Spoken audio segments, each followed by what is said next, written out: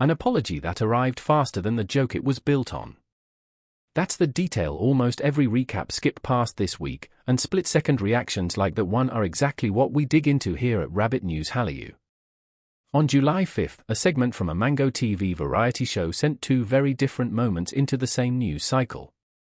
Tian Xiwei and Huang Minghao built a sentence during a word association round that name-checked fellow guest Wang Anyu in an unflattering way, then immediately walked it back, repeating that it was just the game before Wang Anyu had even finished reacting. In the same week, actor Zhang Linghe told Marie Claire's July issue that his birth name, Zhang Xiwei, feels closer to who he actually is than the stage identity audiences know him by. Two settings. Two audiences. Two completely different speeds of disclosure. But look at the mechanism underneath both, and they start to rhyme.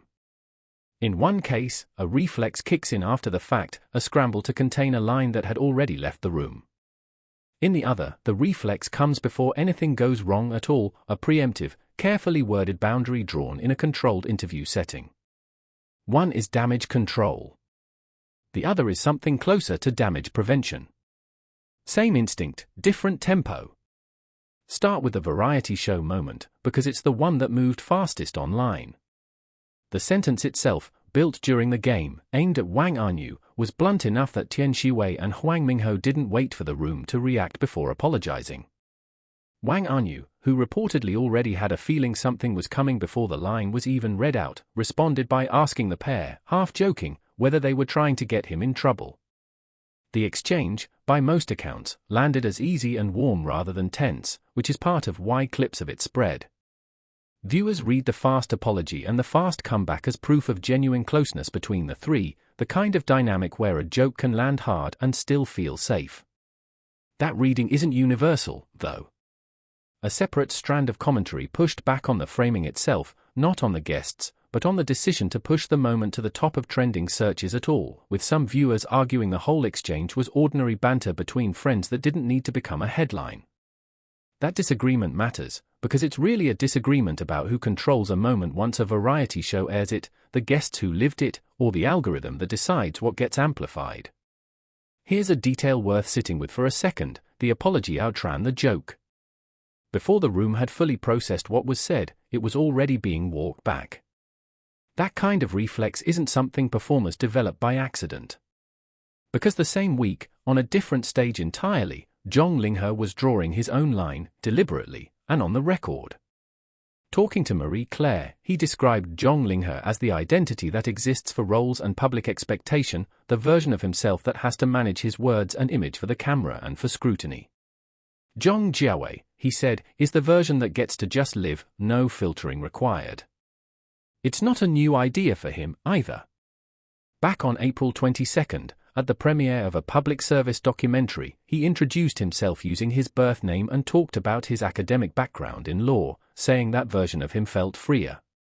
And on June 26th, on the red carpet for the Magnolia Awards as the event's youth promotion ambassador, he offered both names in the same breath: "I'm actor Zhang Linghe, and I'm also actor Zhang Xiwei," accepting both identities rather than picking one. That's the curiosity gap worth pausing on. The biggest clue here isn't the apology at all, it's how differently these two reflexes are timed, and what that timing says about who's actually steering the moment. Widen the lens to agency strategy, and both stories start to look like the same industry logic applied on different timelines. A fast, visible apology during a live taping is reactive image management. It exists to close a gap the instant it opens, in front of an audience that's already watching. A carefully phrased distinction between stage name and birth name, delivered in a glossy interview tied to a magazine cover, is proactive image management. It exists to define the gap before anyone else gets to define it for you. Entertainment companies increasingly treat both kinds of moments the same way, not as accidents to be cleaned up later, but as material to be shaped in real time, whether that shaping happens in half a second or across a scheduled press cycle. There's a media framing layer here too. A variety show clip trends because a platform's algorithm rewards immediacy and mild conflict resolved fast. A magazine confession trends because it's positioned as exclusive, reflective, and quotable, the kind of line that's built to be pulled out and shared on its own. Different formats, same underlying goal, keep the audience's attention on a moment the talent and their teams already anticipated. On the artist psychology side, both situations ask the same quiet question of the people involved: how much of the unscripted self do you let through, and when? For Tian Xiwei and Huang Minghao, the answer was immediate and verbal: apologize now, reassure now, don't let the line sit unaddressed for even a few seconds. For Zhang Linghe, the answer is more architectural: build a name for the performance and a name for the person, and let audiences choose which one they're talking to at any given moment. Industry observers might read this as two different survival strategies for the same pressure, constant visibility. Fan culture read these two moments in strikingly similar ways, too.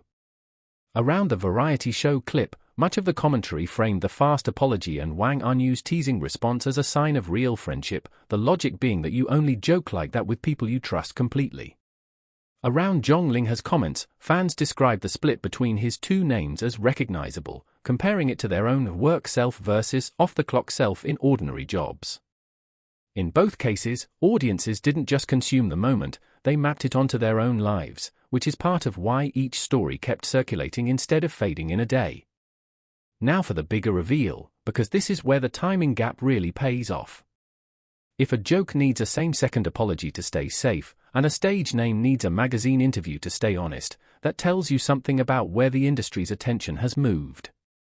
It's no longer just watching what celebrities say. It's watching how fast, and how deliberately, they manage what they've just said, or what they're about to say about themselves. The reflex has become the content. Not the joke. Not the confession. The visible act of controlling either one. That's not a one-off pattern, either.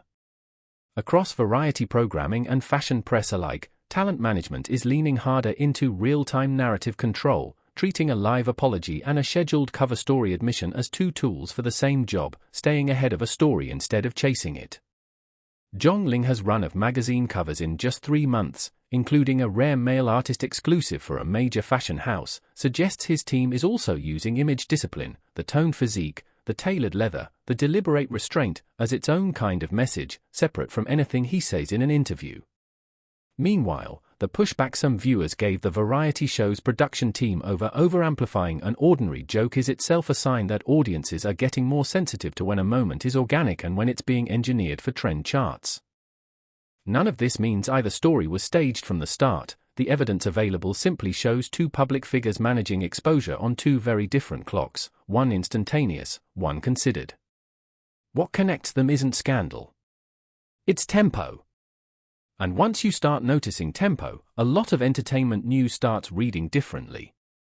If you like entertainment stories that go further than the headline, the kind that catch the quiet signals most coverage skips past, Rabbit News Hallyu is built exactly for that. Subscribe if you want analysis, not just news.